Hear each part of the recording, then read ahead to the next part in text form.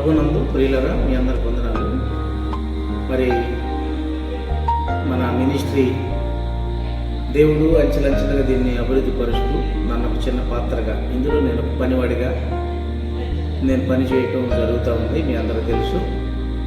So దీన్ని ఎంతగా ఆశీర్వదించాడు అని అంటే తెలియని రీతిలో క్రమంగా ఈ పరిచర్యని అభివృద్ధి పరుస్తూ వచ్చాడు.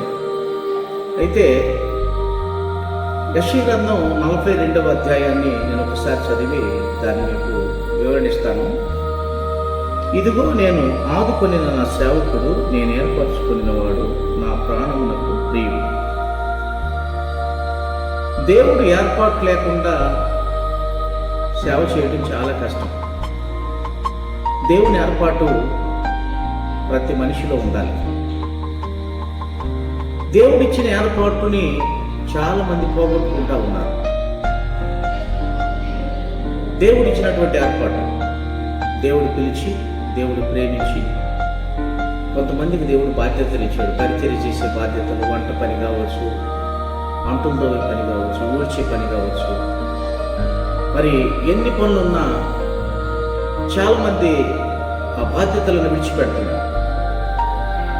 ఎందుకంటే దేవుడు పేరు పెట్టి పిలిచి వారికి ఆ బాధ్యతలు ఇచ్చినా వారు చేయలేనటువంటి పరిస్థితుల్లో ఉన్నారు.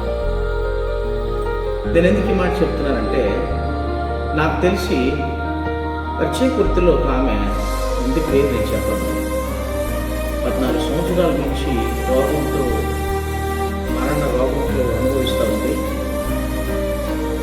అన్నయ్య, నాకు పరిచయ వచ్చింది కనుక నేను చనిపోయే పరిస్థితిలో ఉన్నానంటే నేను పోయి ప్రార్థన చేసి తర్వాత ప్రేరణ ఇచ్చాము. రాసుకున్న తర్వాత ఆమె ప్రార్థన చేసిన తర్వాత స్వస్థపడిన తర్వాత యథాస్థితిగా ఆమె నార్మల్ మనిషి అయిపోయిన తర్వాత దేవుని సన్నిధిలో ఆత్మానుసారంగా ఎలిగించాల్సినటువంటి మనిషి, దేవుని సన్నిధిలో సాక్ష్యంగా నిలబడాల్సినటువంటి మనిషి ఈరోజు లోకంలో కలిసిపోయి సినిమా హాల్లో కూర్చోవడం నేర్చుకుంది. నేను అడిగితే నాకు చెప్పిన సమాధానం ఏంటంటే, సెల్ ఫోన్లో చాలామంది క్రైస్తవులు ప్రార్థన చేసేవాళ్ళు, ప్రభువును ఆరాధించేవాళ్ళు సెల్లుల్లో జోకులు చూస్తున్నారు, సినిమాలు చూస్తున్నారన్నా, నేను సినిమాకి వెళ్తే తప్పేంటి అని అడిగింది కదా. ఈ మధ్య ఇక్కడ సాకులు నేర్చుకున్నారు పిల్లలు, చాలామంది సాకులు నేర్చుకున్నారు. ఇది చేస్తే ఏమొచ్చింది, ఇక్కడ నేను కూర్చోవటం వల్ల ఏమొచ్చింది, నలుగురితో మాట్లాడటం వల్ల నాకు కలిగేటువంటి నష్టం ఏంటి, ఆ సమయం ఏదో దేవుని దగ్గర నేను కూర్చుంటే పోలేదా అనుకోవాలి. ఎందుకంటే దేవుని ఏర్పాటులో ఉన్నటువంటి వ్యక్తులు కనుక, మీరు దేవుని సిద్ధాంతంలో బ్రతుకుతున్నటువంటి వారి కనుక దేవునికి నమ్మకస్తులుగా బ్రతకాలి, దేవునికి విధేయతగా బ్రతకాలి. చాలామంది జీవితంలో అది లేక పడిపోతూ ఉన్నారు. సమర్థవంతంగా నీలో ఒక తెగింపు రావాలి, నీలో ఒక తెగింపు, ఒక కసి రావాలి. నువ్వు పరిగెత్తుతుంది దేనికోసం? కుటుంబం కోసమా? కుటుంబంలో ఉన్నటువంటి భార్య బిడ్డల కోసమా? కుటుంబం ముందుకు వెళ్ళాలా, మంచి ఆలోచనే. కుటుంబం కోసమైనా, కుటుంబంలో భార్య కోసమైనా, బిడ్డల కోసం మంచి ఆలోచనే.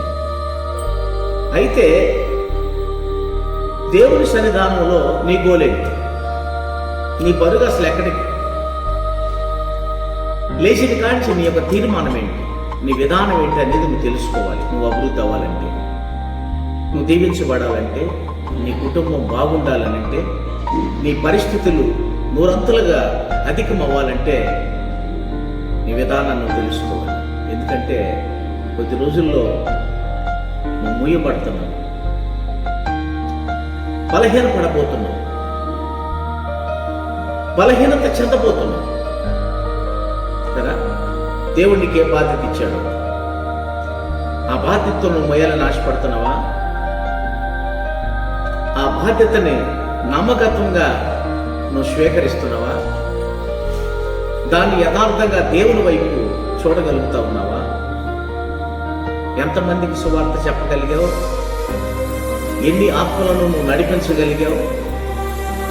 యేసు ప్రభు ద్వారా స్వస్థత పొంది, యేసు ప్రభు ద్వారా అద్భుతాలు చూసి, యేసు ప్రభు ద్వారా అనేకమైనటువంటి మేలు పొంది దరిద్రతను అనుభవిస్తా తిరుగుతున్నాం కదా. సిగ్గుగా లేదా? సిగ్గుగా లేదా?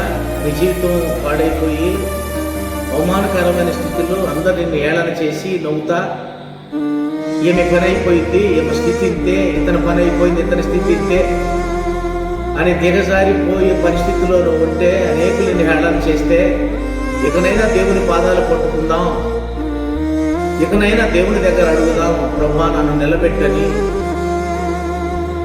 ఆలోచన ఉందా? ఆలోచిస్తా ఉన్నావా? అయితే దేవుడు నీతో మాట్లాడుతున్నాడు. నేను ఆదుకున్న వాడిని, నేను ఏర్పరచుకున్న సేవకుడు.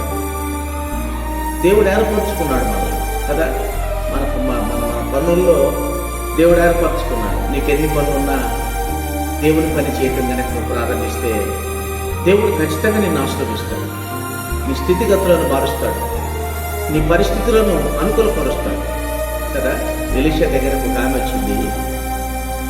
ఎలీషా దగ్గరకు ఒక ఆమె వచ్చి, అయ్యా నా భర్త నీ దగ్గర పరిచర్య చేస్తూ ఉండేవాడు, చనిపోయాడు, అప్పులు చాలా ఉన్నాయి అన్నాడు.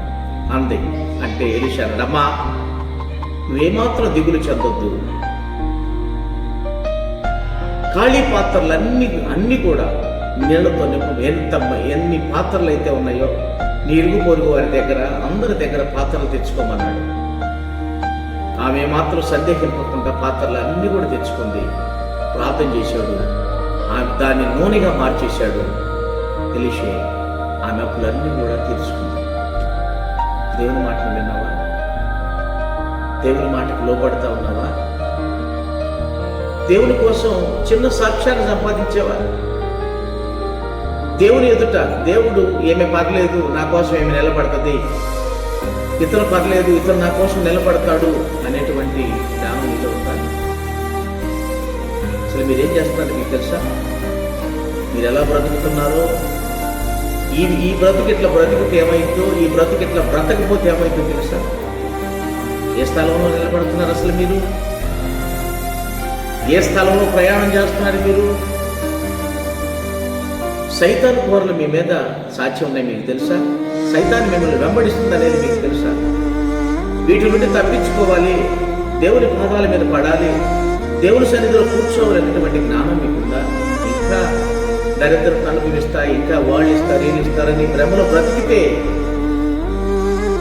జ్ఞాపకం చేసుకో. దేవుడు అంటాడు, నేను అన్నాడు కూడా పాపగా నేను చేయలేదు, తలగా నియమించాను అంటాడు. ఆలోచించారా? మహాజలరాశులలో నుండి దేవుడు ఏలాడంట. దావీదుని జలరాశుల్లో నుండి ఏలాడు. నిన్ను ఎరడా? నీ జీవితాన్ని ఎరడా?